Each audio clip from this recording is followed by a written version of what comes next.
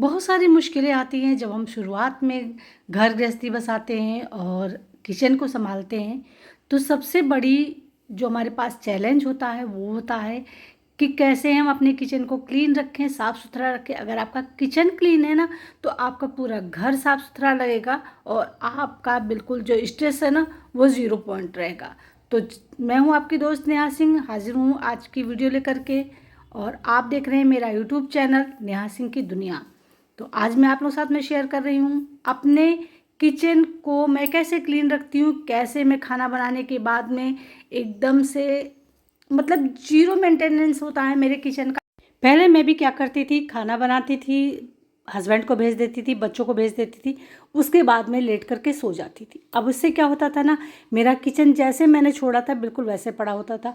अब जब टाइम होता था कि मैं फटाफट से सफाई करूं और घर को मेरे पास टाइम भी नहीं होता था और मैं उसी टाइम में सोचती थी कि जल्दी जल्दी से सफाई करूं जिससे कि घर साफ़ सुथरा लगे। लेकिन क्या होता था, हड़बड़ी में, जल्दबाजी में सारा काम बिगड़ जाता था और अंदर से बहुत ज़्यादा इरिटेशन होती थी, गुस्सा आता था और कोई भी काम मैं सही से नहीं कर पाती थी।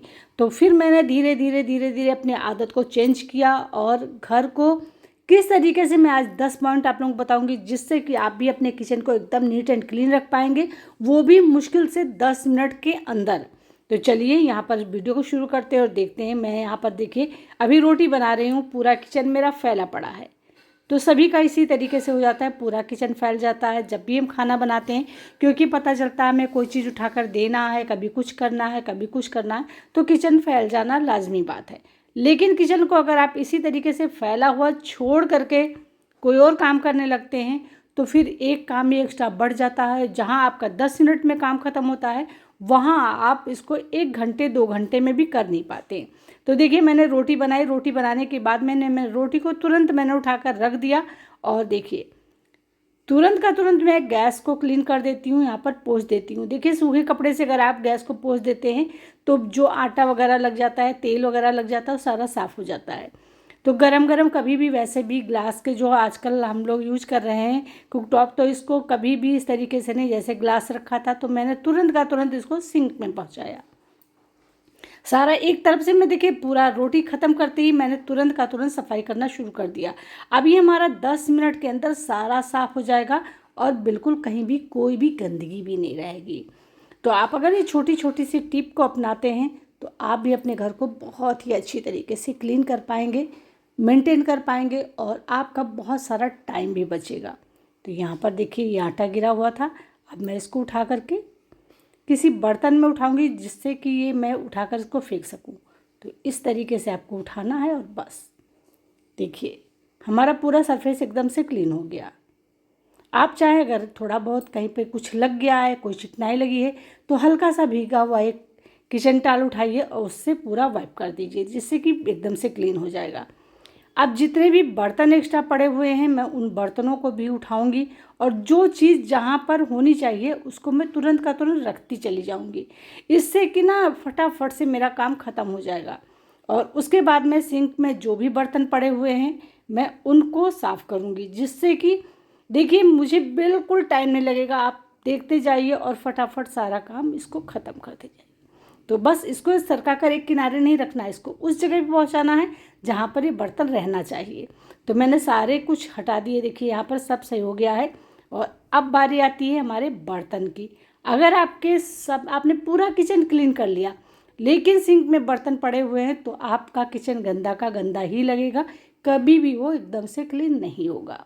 तो कभी भी बर्तन को सिंक में बिल्कुल मत छोड़िए। जब भी आपके पास में लग रहा है कि बर्तन हो गए हैं, मैं नहीं करती कि सारा दिन आप बर्तन ही धुलते रहिए, लेकिन अगर आप 4-5 बर्तन हो गए हैं उनको धुल करके एक किनारे कर देंगे तो कभी भी आपके पास में बर्तनों का ढेर नहीं लगेगा। आप बर्तन को फटाफट से क्लीन भी कर पाएंगे, सिंक भी साफ़ रहेगा। और सिंक साफ़ रहेगा तो पहली बात है कि वहाँ से आपको कॉकरोच से बचत होगी, जो छोटे छोटे कीड़े पतंगे आते हैं उससे बचत होगी, और जो सिंक लॉक होने का मतलब जाम होने का प्रॉब्लम होता है उससे भी आप बच पाएंगे। तो इस तरीके से छोटी छोटी चीज़ों को अगर आप अपनाते हैं तो आप अपने किचन को बहुत ही बढ़िया तरीके से नीट एंड क्लीन रख पाते हैं। और जब मैंने इस चीज़ को अपनाना शुरू किया तो अब तो मेरी हैबिट में आ गई है कि मुझे खुद ही नहीं पसंद आता है कि मैं 1 मिनट भी अगर गंदा रहता है किचन तो मुझे लगता है बहुत बड़ा काम पड़ा है, पहले उसी को ख़त्म करना है।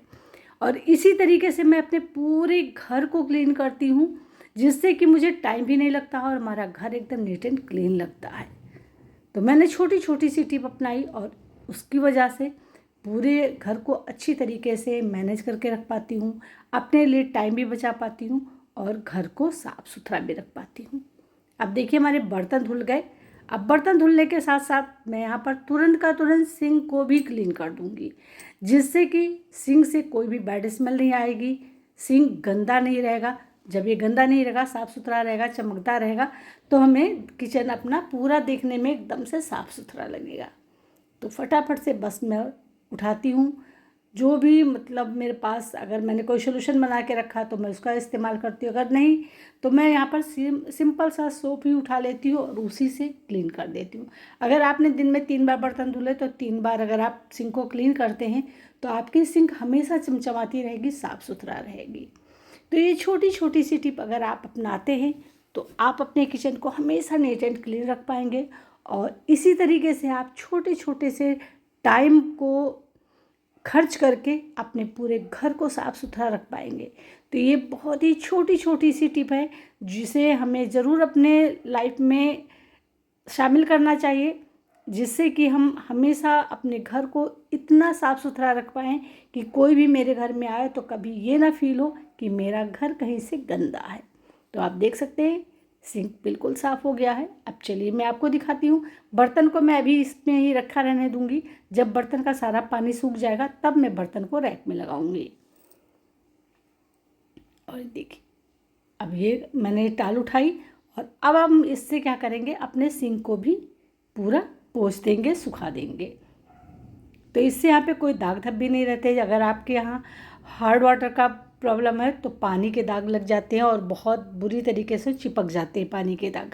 तो जब आप इस तरीके से वाइप कर देंगे तो बिल्कुल से कोई भी दाग नहीं लगेंगे और ये अच्छी तरीके से साफ भी रहेगा। तो यहाँ पर देखिए छोटी छोटी सी टिप हैं जो शायद जो नई गृहस्थी शुरू की है उनके लिए काफ़ी यूजफुल होने वाला है।